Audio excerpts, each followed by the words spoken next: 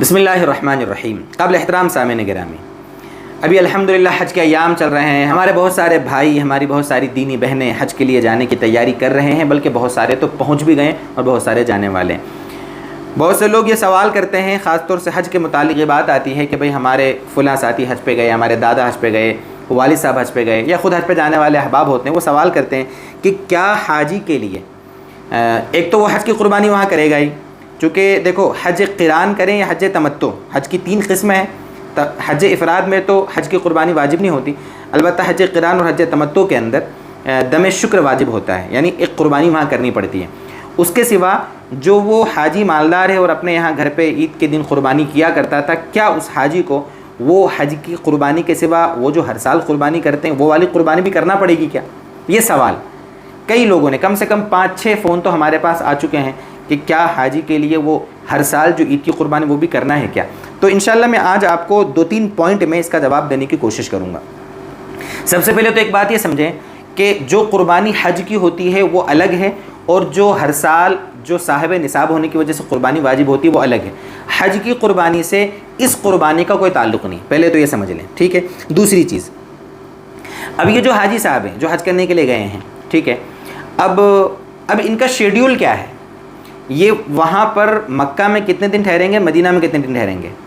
گئے ہیں تو پہلے مدینہ اگر گئے ہیں، پہلے جدہ گئے ہیں، پہلے مکہ گئے ہیں، کہاں گئے ہیں؟ ان کے شیڈیول کے حساب سے مسئلہ یہ ہے کہ قربانی کے دنوں میں، مسئلے کو سمجھیے، قربانی کے دنوں میں اگر یہ حاجی صاحب مکہ میں اگر مقیم ہے، مقیم کا مطلب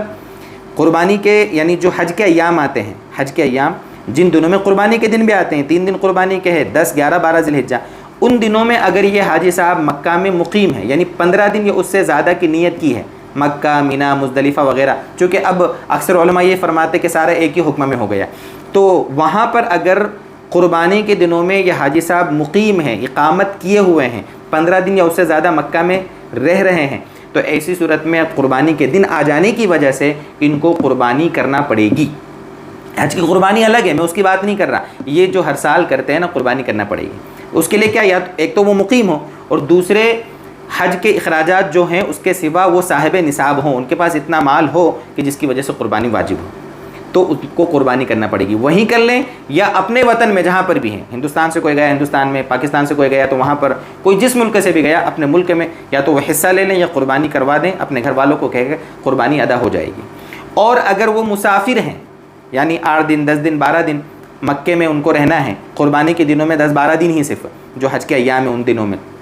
5 دن حج کے ہوتے ہیں، آگے پیچھے 1-2 دن رہنا ہے، کل ملا کے 10 دن، تو وہ ہوئے مسافر، اور مسافر پر قربانی واجب نہیں ہے۔ پھر بھی اگر وہ کر دیتے ہیں، اپنے گھر پہ کروا دیتے ہیں قربانی، ثواب ملے گا، لیکن مسافر پر بہرحال قربانی واجب نہیں ہے۔ تو کل ملا کر مسئلہ اس پر ڈیپینڈ ہوتا ہے کہ حج کے دنوں میں یا قربانی کے دنوں میں جو بھی کہہ لیں آپ، اگر وہ مقیم ہیں تو اس صورت میں قربانی ان کو کرنا پڑے گی، وہاں کریں یا یہاں کریں، حج کے علاوہ، ٹھیک ہے؟ حج کی قربانی تو اپنی جگہ ہے، اور اگر وہاں مسافر ہے تو نہیں کرنا ہے، کریں گے تو ثواب ملے گا۔ یہ تھا بہرحال مسئلہ، جو قربانی وہاں بھی کرنا یہاں بھی کرنا نہیں کرنا، اس بارے میں مزید اگر کسی کا کچھ مسئلہ ہو اس بارے میں کمنٹ کریں، انشاءاللہ جواب دیں گے، اس کا بھی کوشش کریں گے آپ کو جواب دینے کی۔ یہ میرے ذہن میں بات تھی اور لوگ پوچھ رہے تھے، سوچا اس کو ویڈیو بنا کر تھوڑا سا سمجھا دوں۔ اللہ کرے کہ یہ باتیں ہماری سمجھ میں آئیں اور ہمارے سارے حاجیوں کے حج کو اللہ تعالیٰ اپنی بارگاہ میں شرف قبول بخشے۔